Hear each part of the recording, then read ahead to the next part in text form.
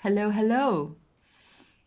In today's video, I would like to talk about the experience of our faith becoming more embodied. Okay. You might be wondering, what are you talking about, and what does it mean to have an embodied faith?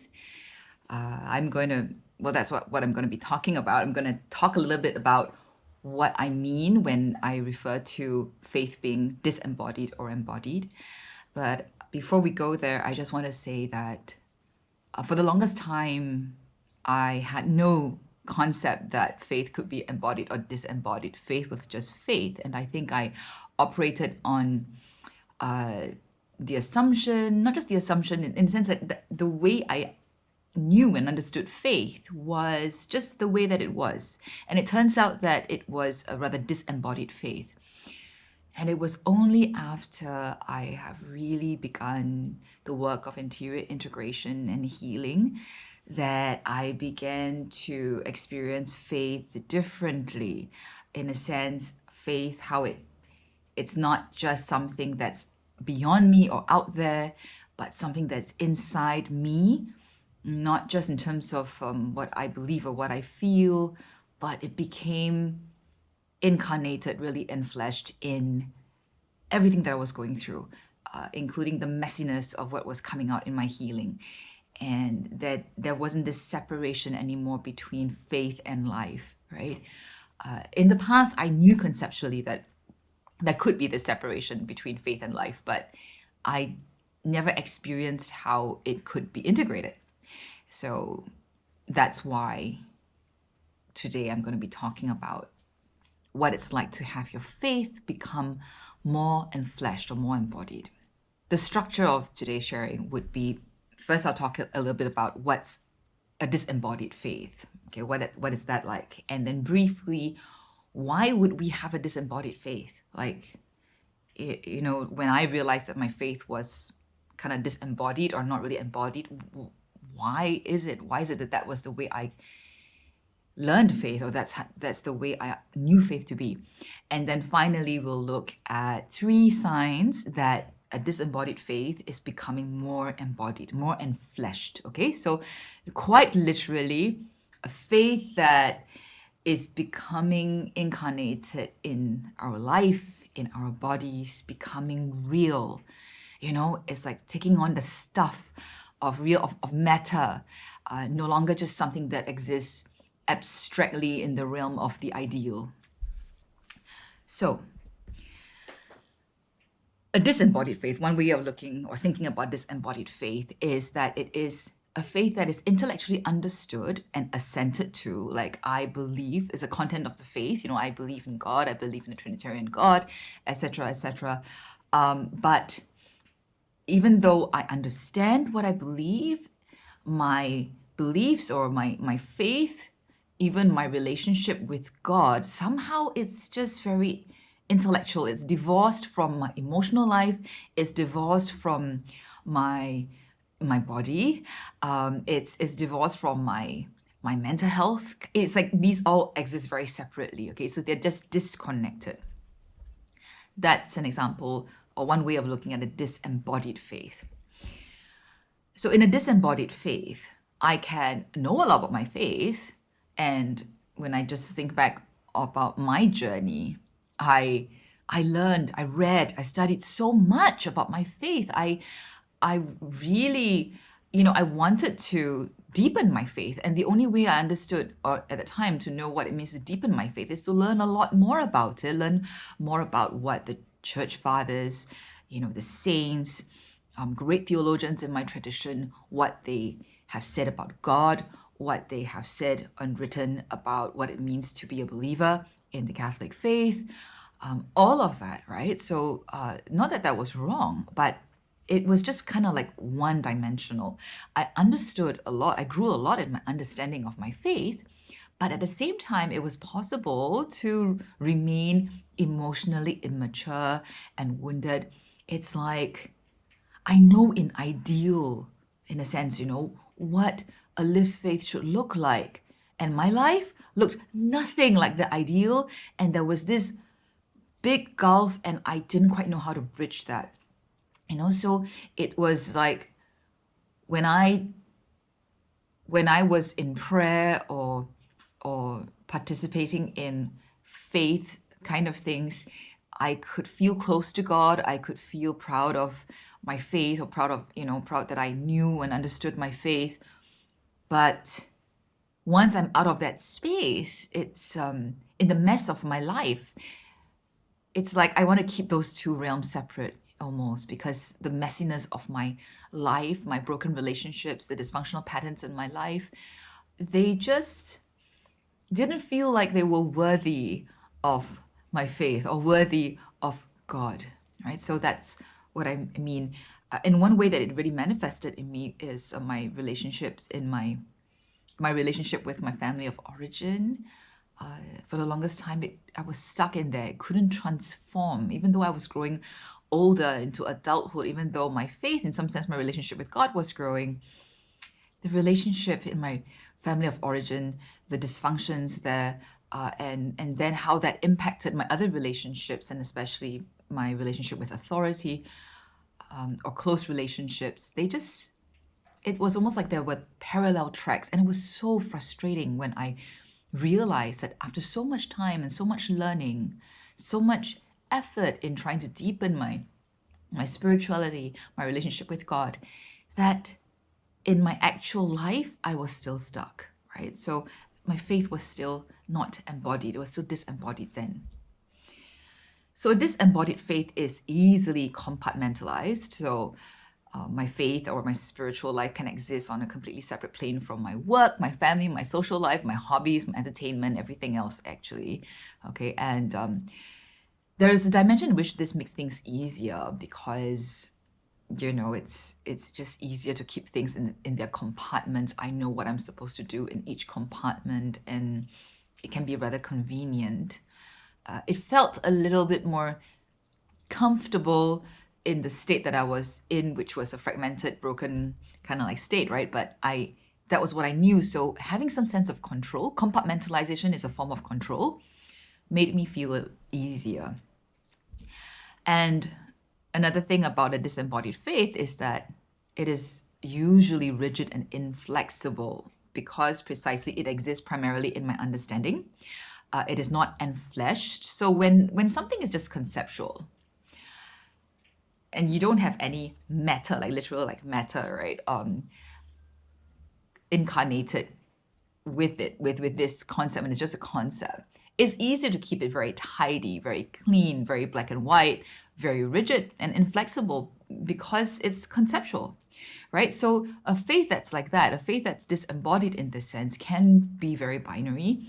It can be very textbook and ideological, okay? We can be very, very passionate and convicted about how things have to be, ought to be, must be.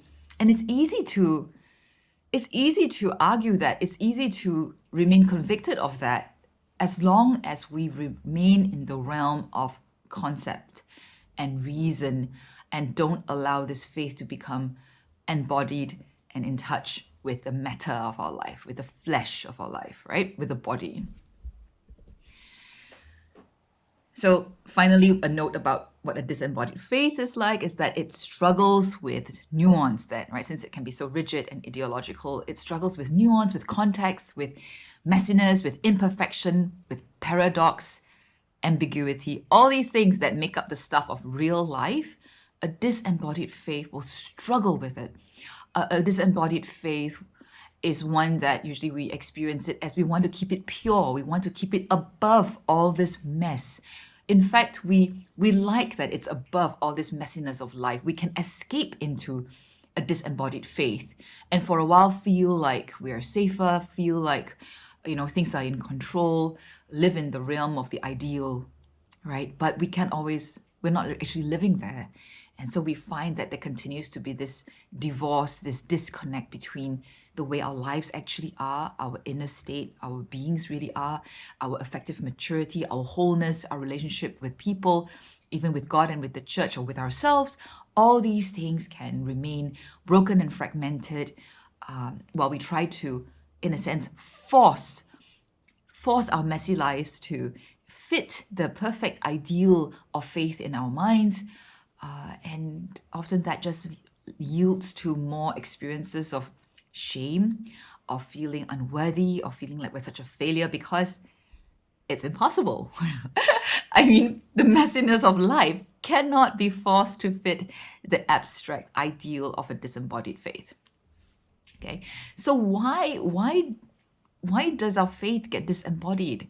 You may wonder, right? And my bet would be that a lot of you who are watching this video or listening to this on the podcast may recognize some of what I've described about a disembodied faith in your own life. And you may be thinking, well, why is it like that? Why is it that I experience faith in a disembodied way? Well, I want to say it's not actually because of your faith. It doesn't begin with your faith. Our faith is experienced as a disembodied faith because in the first place we have become disembodied people. Okay, it's like we are no longer integrated and whole. We experience ourselves in the rest of our lives, even when it doesn't have to do with faith per se. Like beyond faith, we're living in our heads a lot of the time. We are numb to our emotions, or we're dissociating from our emotions.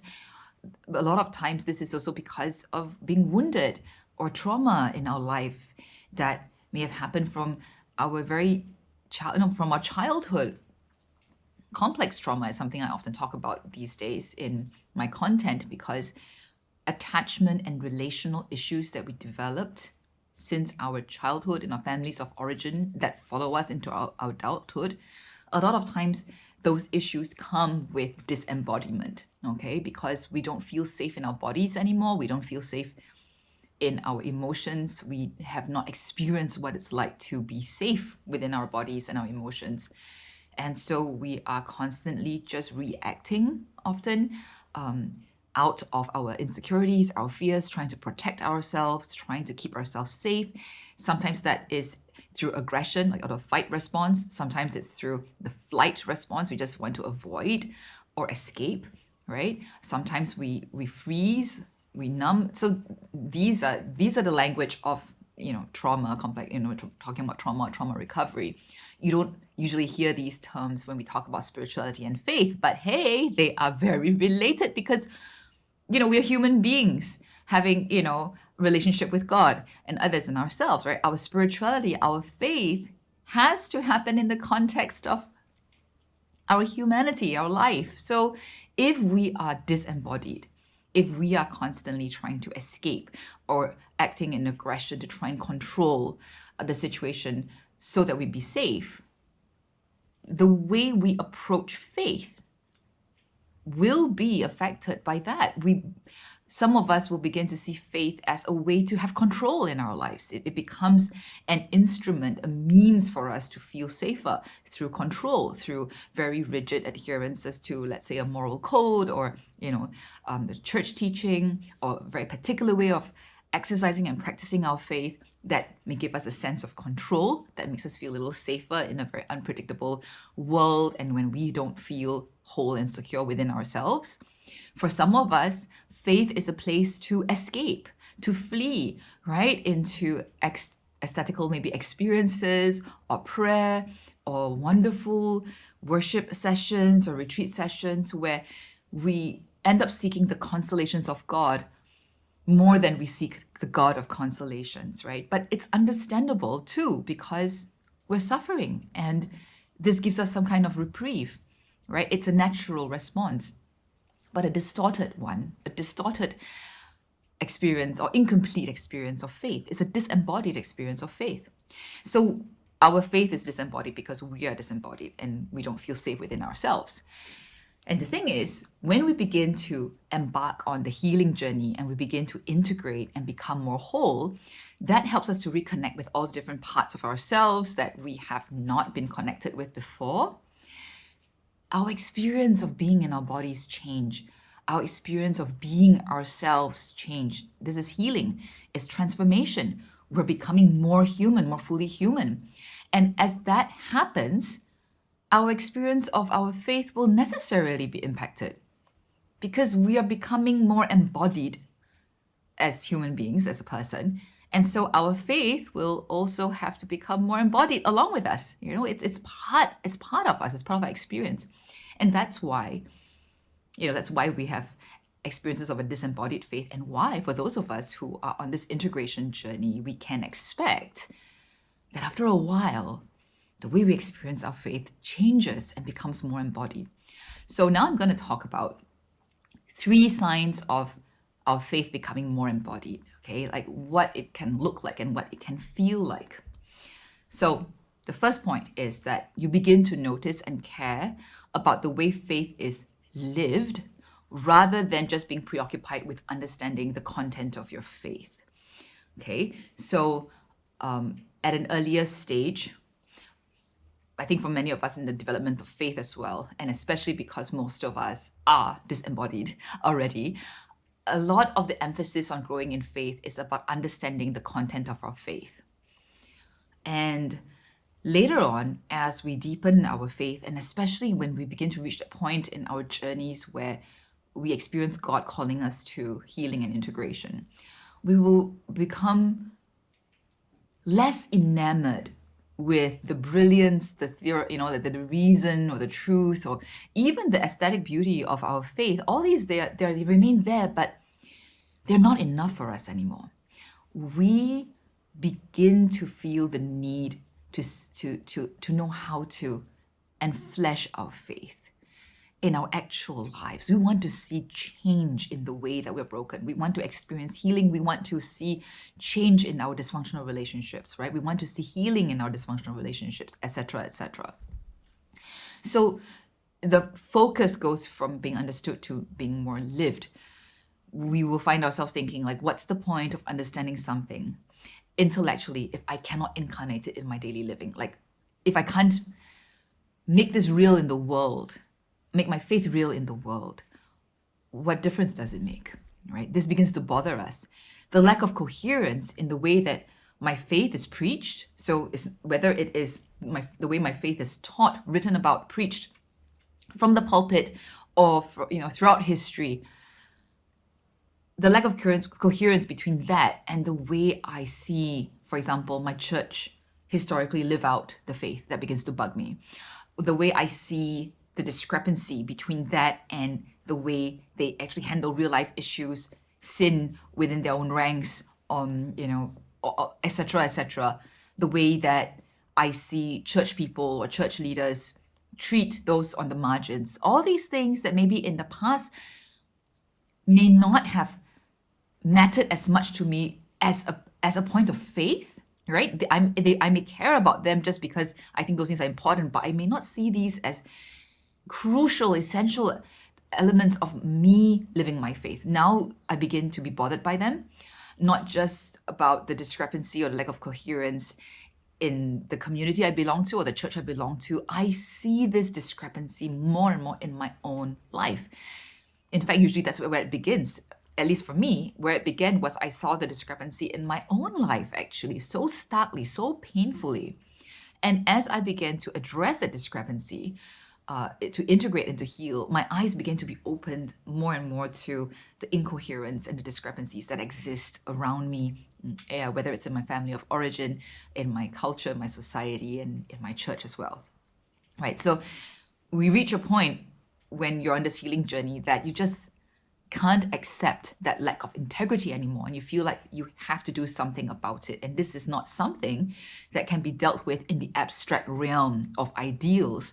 This is something that has to be dealt in the real, right? In the flesh. It has to be something that's embodied. And as this happens, we may find that the people that we look to for guidance, for inspiration, for hope, these people begin to change. Earlier on in our journey, when we're still more used to a disembodied faith, we could be very enamored by people who could argue very eloquently and convincingly about the truth in the abstract, right? The truth as in the abstract, the truth about the truth of our faith, or why, we're the one true church, all that kind of stuff. At this point, when we become more integrated, we're experiencing more integration, we begin to be drawn more to people and leaders who are in touch with their own humanity, who are in touch with their own wounds, as well as the wounds of others, who in some way we experience witness to us in an authentic way the compassion of Christ. Maybe we see in them a degree of integration and authenticity that we do not yet have, and we're more drawn to these people, right? That they're real, that they are authentic, that they don't stand on pedestals even if people try to put them on pedestals. They are free enough to call a spade a spade. They're not so concerned about remaining very correct, or they are not preaching so much about perfection as about what is real, what is love. And because we are experiencing in our own journeys that what is real and what is love, God's love for us is not something that happens in the abstract, we will also begin to feel more drawn to those who are more embodied in the way they talk about their faith, in the way they not just talk about their faith, really in the way they witness and live out their faith. So that was the first sign that your faith could be getting more embodied. The second sign here would be that you can no longer force yourself to just do the right thing. If doing the right thing means that you have to spiritually bypass your emotions or your body. Okay, so what I mean by that is, if let's say going to mass is you want to go to mass because going to mass is the right thing, and all of us would have experienced before maybe times in the past where we really don't want to go to mass, and there could be a myriad of reasons, right? The point is, when we have a more disembodied faith, I don't think we even really listen to what's going on in our bodies or in our emotions. Why is it that we're resisting going to mass, for example? Most of us, or at least I would say, speaking for myself, I'll just try and tamp down the emotion or numb that emotion and just, tell myself, well, you know what you're supposed to do. Just do it. Just do it. Right? Fulfill the obligation. Go to church, go to mass. At some point on this journey, though, I found that it became harder and harder for me to do that. It was like I felt like I had to listen to what was going on in my body and in my emotions, even if I didn't understand why I was feeling that way. What I found over time is that there actually is a reason. The reason may not be apparent in the moment. But when I keep denying and suppressing and bypassing how I feel, the reluctance, or sometimes not just the reluctance, the deep-seated resistance, or even physical sickness, the feeling of physical sickness in trying to force myself to do something that I don't want to do, right? For example, let's say going to mass, I do not feel that I am attuned or in sync with God, and I begin to be more convinced that that cannot be how God wants me to live my faith, right? To just bypass my body and my emotions to do the right thing. That there must be something more than that, and there must be some space for me to figure out what this is with compassion, and not from a place of fear, not from a place of really like fear, literally, fear of doing the wrong thing, of being in sin and all that. So as we become more embodied, not just in matters of faith, we find that the way we approach things that have to do with the faith, whether it's spiritual disciplines or commitments in mission or in service, all of that, we begin to include that in the process of our integration, and we don't bypass our bodies and our emotions anymore.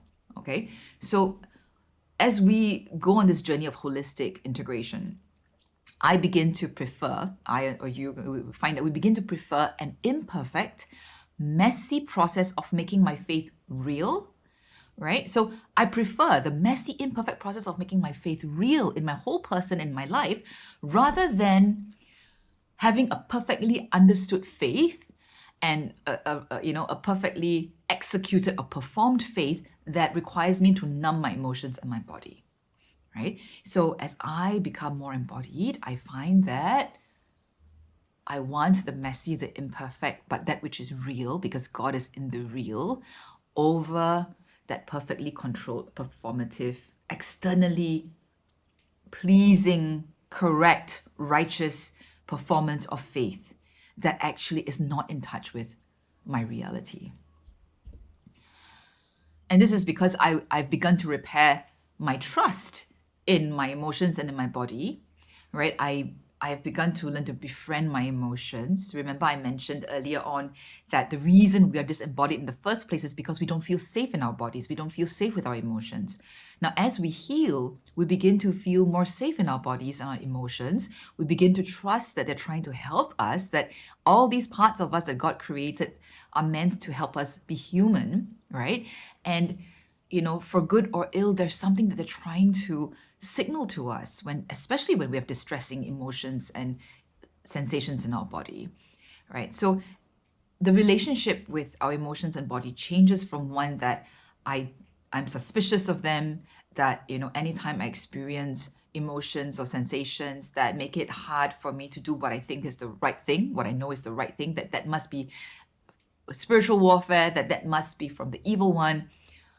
I don't have that kind of very rigid and almost fear-driven narrative anymore, right? Now I see, in fact, I ask myself, what is the Lord saying to me through my body and through my emotions? So instead of trying to perfectly control my emotions or override them, I learn to be humble and compassionate in letting them speak and in trusting that in God's love for me, I can have the space and the room to figure this out, without fear. Okay, so that's holistic integration. And as this happens, I expand my consciousness of my own humanity, and I'm experiencing God's presence in the humus, right? Like the humus, the root word for humility, the earth, the soil of my wounded and healing being, my wounded but healing being, because now I'm experiencing God in the messiness, in the process of my becoming. I no longer think of God as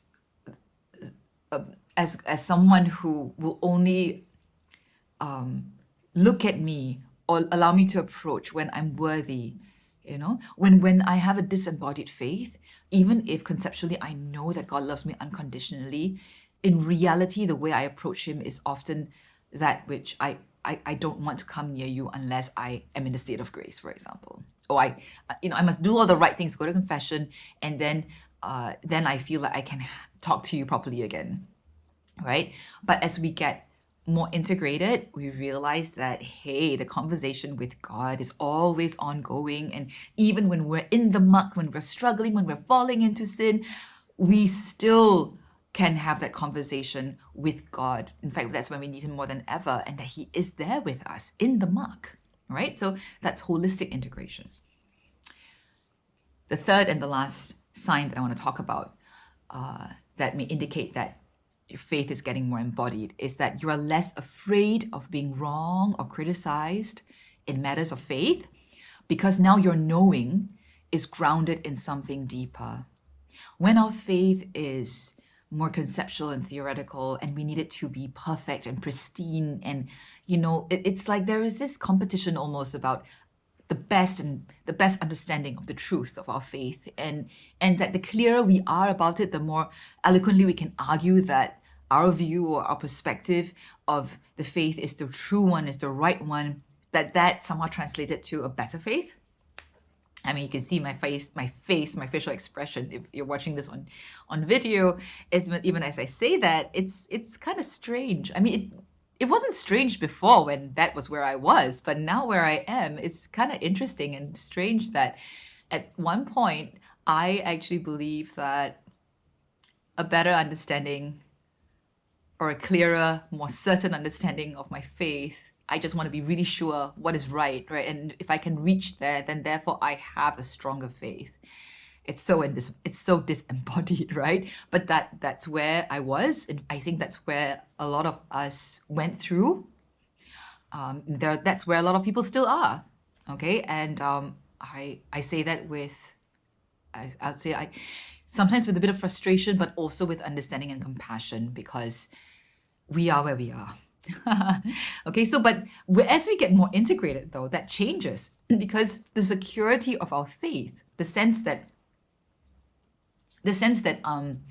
that my relationship with God is secure, or that my faith is secure, it no longer rests in a perfect understanding or a perfect execution of the practices, or the rituals, practices, or traditions of my faith. It's not so much about the performance anymore, or even the understanding. The security of our faith now rests in God's unconditional love for us, which is not anything that we can do. It's not about anything we can do, anything that we can improve. It's actually more about what we can receive of this unconditional love, right? So as we get more integrated, our capacity to receive this unconditional love of God grows as well. We become more convinced of the unconditional love of God. Not just convinced intellectually. I want to say it's like our bodies, our whole being rests differently because it knows it is loved by God, right? Not just cognitively knowing, but in the bones, in the nervous system, knowing that we are loved unconditionally by God. And that's such a game changer, because then the focus again shifts from how perfectly I can do all the things that are right and acceptable, whether what I say about what I believe about God, or what the church teaches, that there's a lot more room now for me to voice my doubt or even dissent, and still know that I am loved. And because I'm growing and I'm changing, I'm in process, that it's normal for me to ask questions, to struggle, to fight, to wrestle, to doubt. In the past, when faith is disembodied, all these things are hugely threatening, because if I doubt, if I struggle, if I wrestle, if I question, if I dissent, it detracts from what I imagine to be my faithfulness to God. Now I know it isn't. Just like in any intimate relationship, the more intimate you are with someone, the freer you are to give voice to whatever's in your heart. The more confident you are that the other person remains with you as you work it out, and you work it out together, and that new confidence, that new sense of safety is very different from the curated safety that we try to take for ourselves through our coping mechanisms, and controlling things and controlling our understanding of faith, or how we or other people practice our faith. This new confidence is a different kind of certainty. It's not certainty about what we believe about the content of faith, or it's not certainty about how we should live. It's just certainty that we are loved. It's hard for me to use words to describe it, because it's so much more than an idea. Precisely, it is embodied, right? So it's the unconditional love now. And now our faith is no longer just an idea or an ideal, which then becomes very easily an ideology, right? That things have to be a certain way. Our faith is now more and more a living relationship. And when it is a living relationship with the living God, especially, right, there is space, there's a growing capacity for nuance, for context, for messiness, for ambiguity, for uncertainty, for questions that have no answers, for things being undone, space for deconstructing things that worked for us before but now don't make sense anymore. Because our faith doesn't rest on the certitude of ideas anymore. We're not threatened in the way that we used to about any of these things being questioned. We realize that God is so much bigger than all of this, and his love envelopes everything, and all of our questions, and we can ask. And that asking and challenging and doubting even are signs of intimacy and love, even when we don't understand what it is that's happening. Okay, so now there's this allowingness instead of a very tight, rigid space within which faith must fit, there's this expansiveness, not just in terms of like physical space, but in terms of time. We know that time, it takes time for ideas to mature. It takes time for faith to mature, right? It takes time for our healing, our integration to continue to happen. And that along the way, a lot of things can be very messy and look really wrong, and there's no rush because we are in the process. And in the past, the desire to remain in perfect righteousness comes from a fear-driven mentality. We don't dare to take risk. We don't want to move. So in a way, while we are very concerned with how we perform in our faith, interiorly the reality continues to be very fragmented and unhealed. But now, because we're less concerned about how it looks on the outside, we're more concerned about what's really happening on the inside. We allow things to evolve, and while things are messy and disturbing and and uncomfortable, and we may find that other people don't understand and criticize us and tell us that we're wrong and that we're regressing in our faith and all that, in time, when we keep doing this, when we're on this journey, we find that we do grow in capacity to really love, especially loving where it's so difficult to love before, accepting what is really, really difficult for us to accept in the past, including people, especially people in our lives, or the state of our families, or the state of our world or our church. Where can this new capacity to accept the imperfection in others come from? To love in a way that in the past we couldn't love. That is the fruit of the Holy Spirit. But this comes really slowly as we evolve.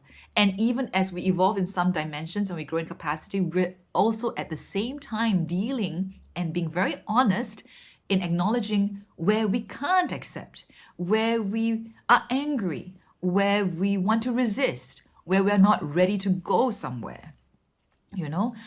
It's just really real and messy and embodied. Okay?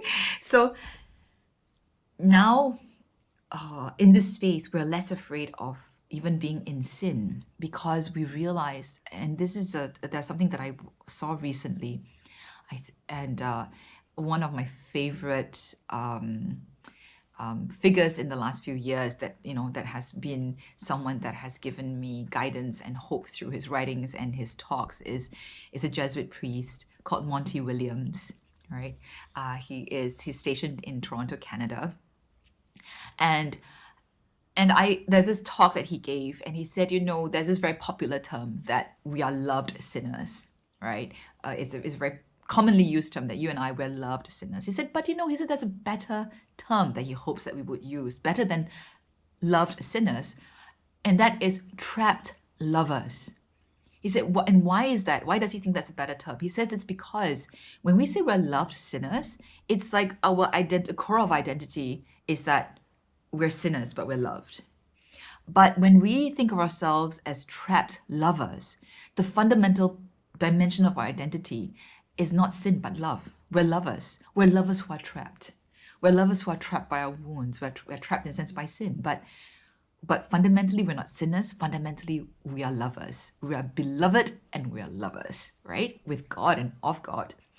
So when the shift in our own identity moves away from this fear of being in sin to the hope and the confidence of being loved, and trusting that this love of God is strong enough and powerful enough to free us ultimately from the grip of sin and death, well, it's just the whole experience of faith just really shifts, okay?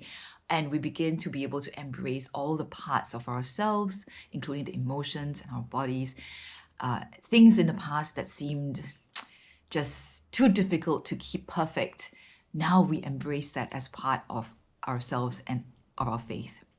So as we integrate and our faith becomes more embodied, we will often find that we struggle in new ways, because the old paradigms and narrative and language that we used to have about faith, they no longer help us experience God where we are.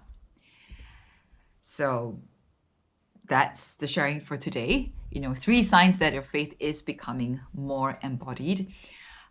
It is this sharing has been a long time, I think, coming, because it's taken me a long time to integrate what I was experiencing into myself, to live it, to get a sense of what it's like, and then to reflect upon it, and then now finally to be able to articulate it in some way. And I really, really hope so much that this is helpful to you, that it helps you to see your own evolving experiences of faith in a new light. This is particularly the case for those of you who are on the healing journey or have begun to experience that, that dissatisfaction of the old way of understanding faith and living your faith, when maybe you're getting to see that lack of integrity and it's really bugging you. But at the same time, it seems the way to move forward is to like descend into ambiguity and lack of clarity. And I just want to say that's okay, because life is ambiguous and messy and full of paradoxes. But it's the fullness of our humanity that is a gift. The fullness of our humanity is the gift from God, and we really can't know him intimately and know ourselves intimately without entering more fully into our humanity. So here's praying that we will all be unafraid to continue to step into this journey of integration and into a more embodied, incarnated, and fleshed faith. Thank you for listening. Bye.